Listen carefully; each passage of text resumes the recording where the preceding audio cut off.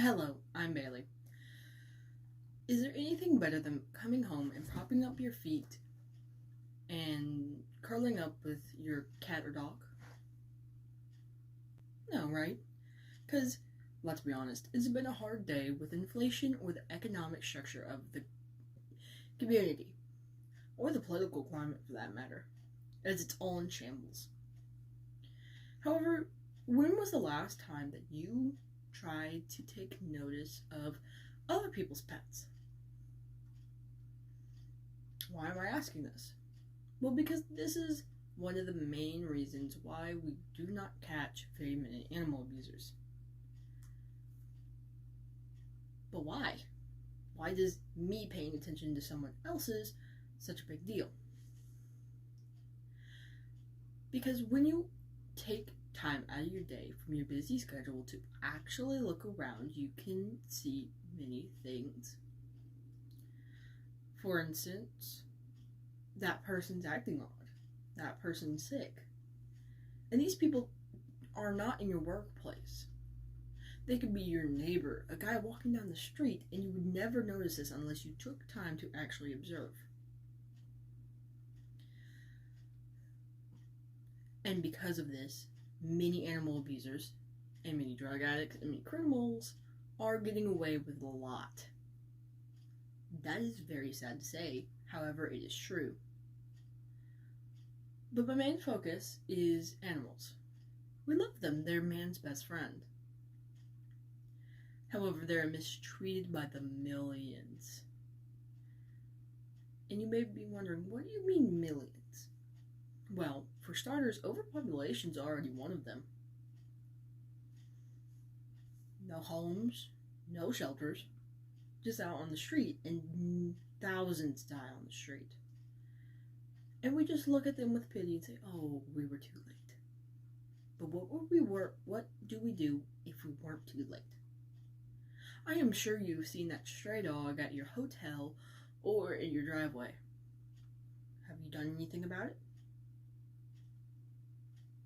Most of the time, the only thing we can do is feed them, because they have learned that humans are dangerous. And no, we're not.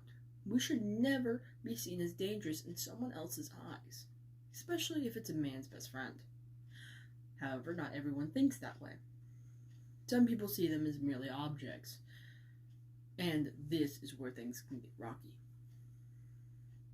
Since we are so busy in our day-to-day lives, we are not able or capable of observing the small things around us. The small ticks of what actually counts as animal abuse. Like a prong collar with prongs that stick into their neck, being used improperly, or are sharpened to do harm to the dog. Or shock collars that are set way too high and can nearly kill a dog. Or shock mats. Shock mats are very much real and very painful. Many humans have tested it. Now, when you think of animal abuse, you probably think of those horrifying scenes on YouTube and on Google about the puppy mills, the hundreds of puppies that are used for meat. Or you think of those horrifying situations that is a hoarder's house. Well, both of these are prime examples, and neglect and abuse at its finest, it's not the only abuse that exists. And you may not be even thinking about it. Like the way that some people condition their dogs could be abuse. To not do this, to not do that. Hitting your dog excessively could be seen as abuse. But why am I bringing this up? Well, because if this is how we treat domesticated animals that are seen as friends, imagine how we treat exotic animals. Because no, zoos are not all pretty, they are all prettied up, but what goes on in the inside? Do they get beat? Do they get hurt?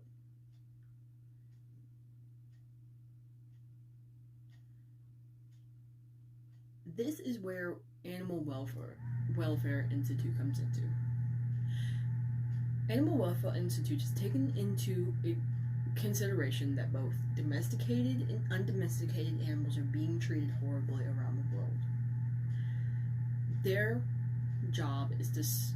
goal is to stop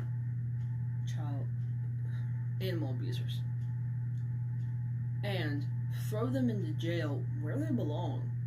Because let's be honest, once an animal abuser, always an animal abuser, and they have to learn proper consequences, just like our dogs and cats, to stop. It's not going to stop until you do something about it or teach them another way. However, we all know how that goes. So they are taking a feisty steps forward to ensure exotic animals such as the axolotl,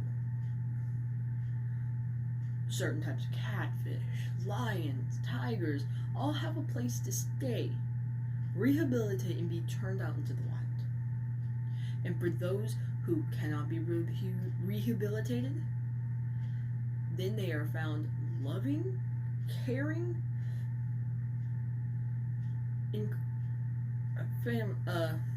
families or businesses that can give them the enclosure, the food, and the proper medical treatment that they deserve.